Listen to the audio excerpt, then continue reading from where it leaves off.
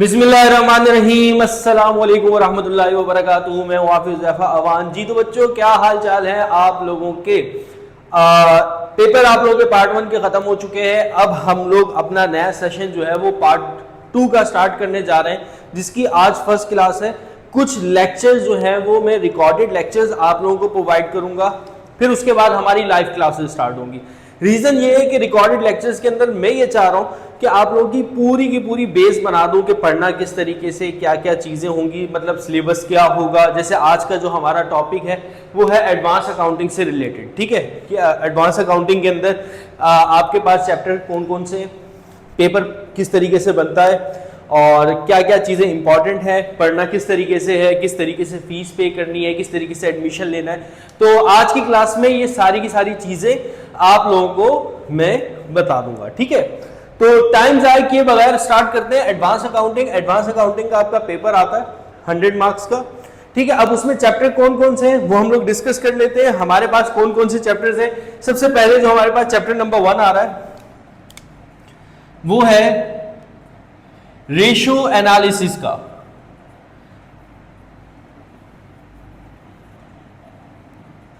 अच्छा, फिर उसके बाद जो हमारे पास सेकंड चैप्टर आ रहा है, सेकंड चैप्टर है हमारे पास ब्रांच अकाउंटिंग।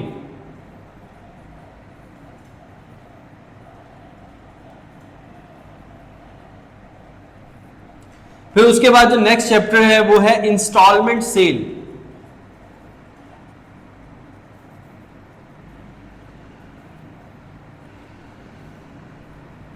फिर उसके बाद जो नेक्स्ट चैप्टर है वो हमारे पास है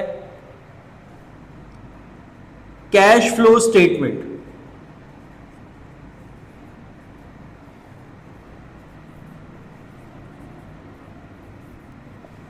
फिर issue of shares and debenture, issue of shares and debentures.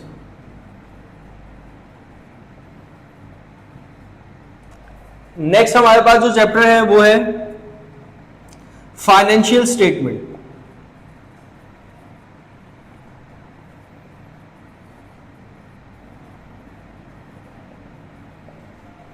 फिर उसके बाद एब्जॉर्प्शन,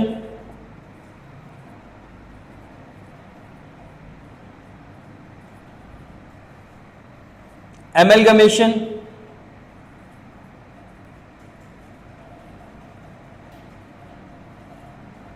एमलगमेशन और लास्ट है हमारे पास रिकंस्ट्रक्शन।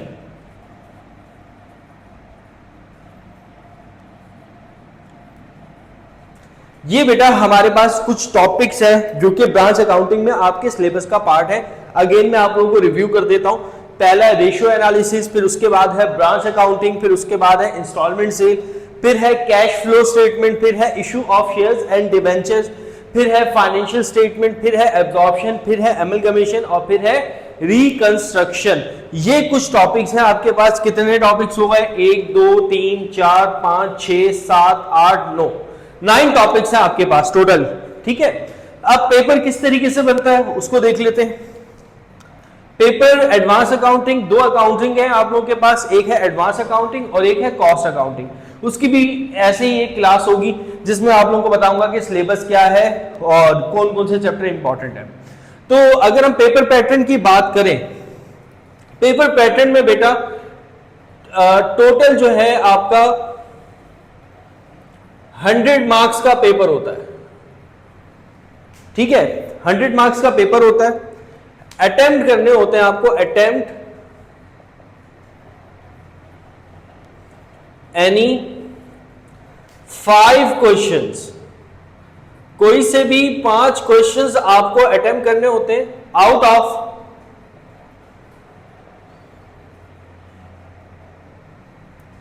8 क्वेश्चंस।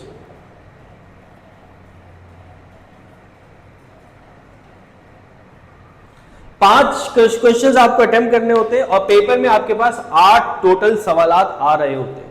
ठीक है। तो 5 क्वेश्चंस अटेम्प्ट करते हो, जब एक क्वेश्चन जो है वो आपका 20 मार्क्स का होता है, जब आप 5 क्वेश्चंस अपने अटेम्प्ट कर लेते हो तो आपके कितने मार्क्स हो जाते हैं, तो आपके 100 मार्क्स हो जाते हैं। ठीक है, तो ये तो आपका सिंपल सा पेपर पैटर्न था, सारे लॉन्ग क्वेश्चंस है। जैसे बीकॉम पार्ट 1 के अंदर या एडीसी पार्ट 1 के अंदर अकाउंटिंग का पेपर होता था, उसमें भी आपको 5 क्वेश्चंस अटेम्प्ट करने होते थे। सेम इसी तरह यहां पे भी आपको कितने क्वेश्चंस अटेम्प्ट करने होते हैं, 5 क्वेश्चंस अटेम्प्ट करने होते हैं। अब पेपर इन चैप्टर्स में से पेपर कैसे बन रहा होता है उसको देखते हैं। देखो बेटा, जो रेशियो एनालिसिस है इसमें से एक क्वेश्चन बनता है लाजमी, इंपॉर्टेंट टॉपिक है, हर साल एक सवाल आएगा। ठीक है, फिर उसके बाद अगर हम बात करें ब्रांच अकाउंटिंग की, ब्रांच में से 2 क्वेश्चंस बनते हैं।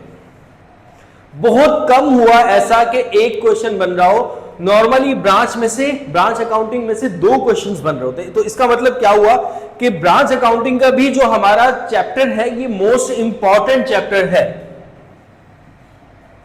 ठीक है, फिर उसके बाद आ रही है बात इंस्टॉलमेंट सेल की। इंस्टॉलमेंट सेल जो है इसमें से इंस्टॉलमेंट सेल में से भी एक क्वेश्चन बनता है। जैसे रेशियो एनालिसिस में से एक क्वेश्चन बनता है, ब्रांच अकाउंटिंग में से 2 क्वेश्चन बनते हैं, इंस्टॉलमेंट सेल में से एक क्वेश्चन बनता है। फिर कैश फ्लो स्टेटमेंट में से भी एक क्वेश्चन बनता है।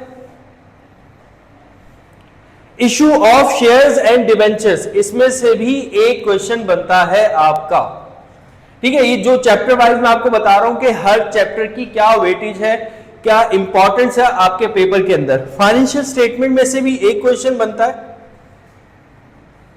और फिर एब्जॉर्प्शन, एमलगमेशन और रिकंस्ट्रक्शन, इन तीनों में से कोई एक क्वेश्चन बन रहा होता है।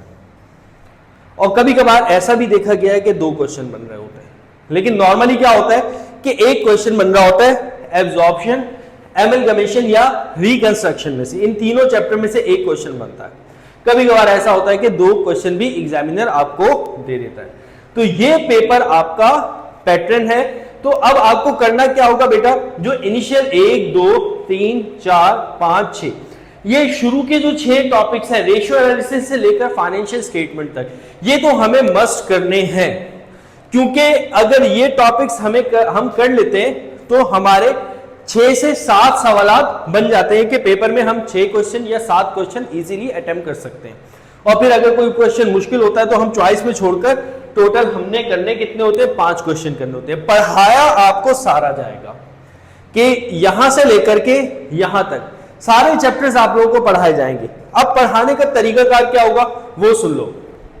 पढ़ाने का तरीकाकार ये होगा कि कुछ लेक्चर्स मैं आप लोगों को इस तरीके से रिकॉर्डिंग में दूंगा।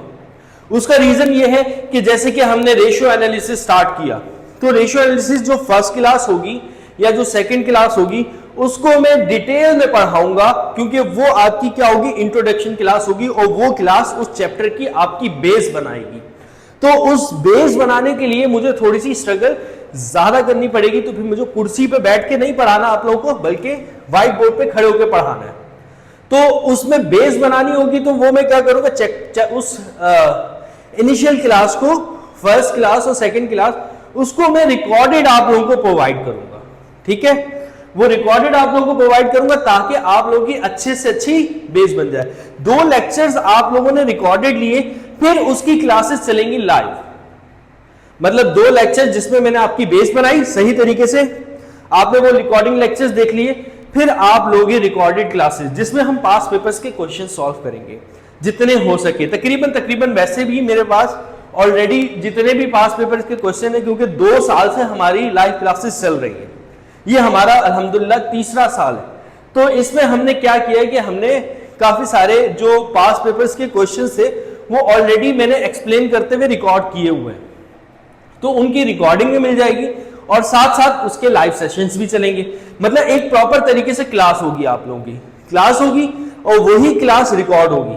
अब सुनो, पढ़ने का तरीकाकार क्या होगा।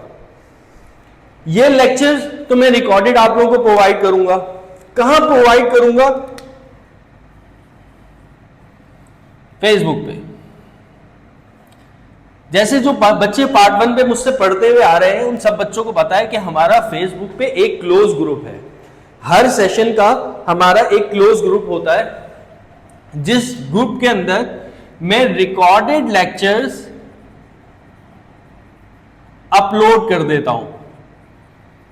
रिकॉर्डेड लेक्चर्स क्या करता हूं, अपलोड कर देता हूं। मतलब कि जो भी हमारी क्लास हो रही है, जो हमारी लाइव क्लास हो रही है, लाइव क्लास कहां पे होती है, लाइव क्लास होती है जूम पर। लाइव क्लास कहां पर होती है, जूम पर। ठीक है, ये भी बच्चों को पता है कि लाइव क्लास होगी, जूम पर होगी। उस क्लास को हम क्या करेंगे, रिकॉर्ड करेंगे। रिकॉर्ड करने के बाद उस क्लास को जो बच्चा लाइव क्लास लेगा उसके लिए तो बहुत अच्छा है कि वो अगर उसको कोई भी क्वेश्चन है, जैसे वो नॉर्मल किसी कोचिंग के अंदर क्लास लेता है तो वहां पर वो अपने टीचर से उसी टाइम पूछ लेता है, अपनी क्यूरी को सॉल्व कर लेता है। सेम ऐसे ही जब जूम पर लाइव क्लास हो रही होगी तो अगर आप लाइव क्लास ले रहे होगे मेरी, तो उसी टाइम आप लोगों से मुझसे पूछ लोगे और डेली क्लास हो रही होगी। और सिर्फ इस एडवांस अकाउंटिंग की नहीं हो रही होगी, हर सब्जेक्ट की हो रही होगी। तो वो टाइम टेबल आप लोगों को मैं व्हाट्सएप के ग्रुप में प्रोवाइड कर दूंगा इंशाल्लाह एक हफ्ते के अंदर अंदर। तो उसी क्यूरी को आप सेम डे पर उसी टाइम पूछ लो, क्लियर कर लो। ठीक है, लेकिन मैं क्या करूंगा, उस क्लास को रिकॉर्ड करूंगा। रिकॉर्ड करने के बाद जो हमारा फेसबुक का ग्रुप है, उस ग्रुप में उस लेक्चर को मैं क्या कर दूंगा, अपलोड कर दूंगा कि कोई बच्चा अगर हमारी लाइव क्लास नहीं ले सका, XYZ उसके साथ कोई भी प्रॉब्लम हो गया, वो उस क्लास में एब्सेंट हो गया या कोई हमें बाद में ज्वाइन कर रहा है, तो उसको सारे लेक्चर्स अवेलेबल हो जाए कि वो उसी टाइम देखे और उसको सारे के सारे लेक्चर्स मिल जाए। लाइव क्लास भी चलती रहेगी, जो हमें बाद में भी ज्वाइन कर रहा है तो उसके पास भी वो लेक्चर्स होंगे, उसको भी उस फेसबुक ग्रुप के अंदर क्या कर देंगे, हम अपलोड ऐड कर देंगे, तो वो लेक्चर्स वहां से वो देख लेगा, अपना प्रीवियस वो वहां से कंप्लीट करेगा और बाकी जो है वो लाइव क्लास में वो लेता रहेगा।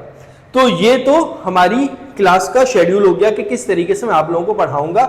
जूम पे क्लास लूंगा लाइव और उस क्लास को मैं रिकॉर्ड करके फेसबुक ग्रुप पे अपलोड कर दूंगा। ठीक है, पहली बात हो गई। अच्छा, अब उसके बाद काफी सारे बच्चे पूछ रहे थे कि सर फीस स्ट्रक्चर क्या होगा। देखो बेटा, फीस स्ट्रक्चर क्या होगा, फीस स्ट्रक्चर होगा 1200 रुपीज पर मंथ। आपको पर मंथ हमें 1200 रुपीज पे करना होगा, जिसमें हम आपको ऑल सब्जेक्ट्स पढ़ाएंगे।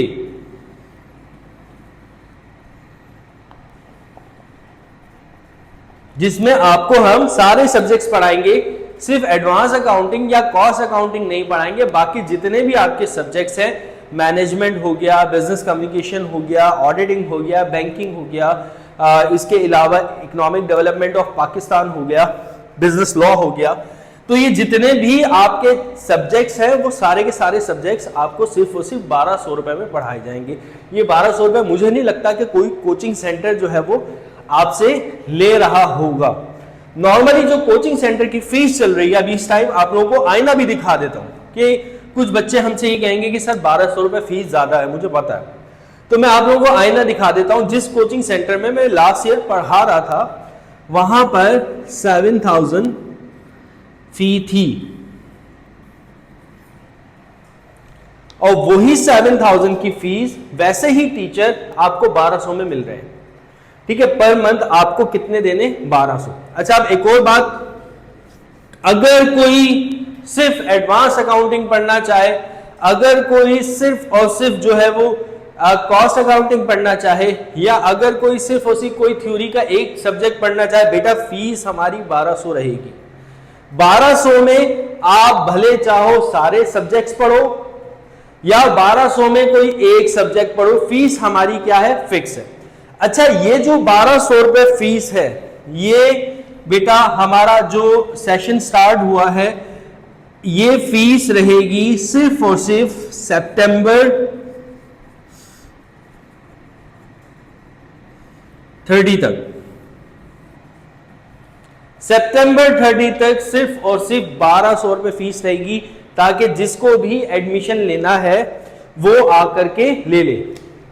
अच्छा, एक और बात, सितंबर 30 तक आप लोगों की 1200 रुपए फीस है, लेकिन अगर सितंबर 30 के बाद कोई इनरोल्ड होता है तो फिर उससे हम 1200 नहीं चार्ज करेंगे, उसकी जो फी का क्राइटेरिया होगा वो डिफरेंट होगा, मे बी वो 1500 हो या मे बी वो 1800 हो। ठीक है, तो अगर सितंबर 30 तक आप लोग रजिस्टर्ड हो जाते हो तो आप लोगों की फीस कितनी होगी? 1200। एक और मजे की बात मैं आप लोगों को बता दूं कि एक तो ये डिस्काउंट दे दिया मैंने आप लोगों को कि सितंबर 30 तक अगर आप इनरोल होते हो तो 1200 रुपए फीस है।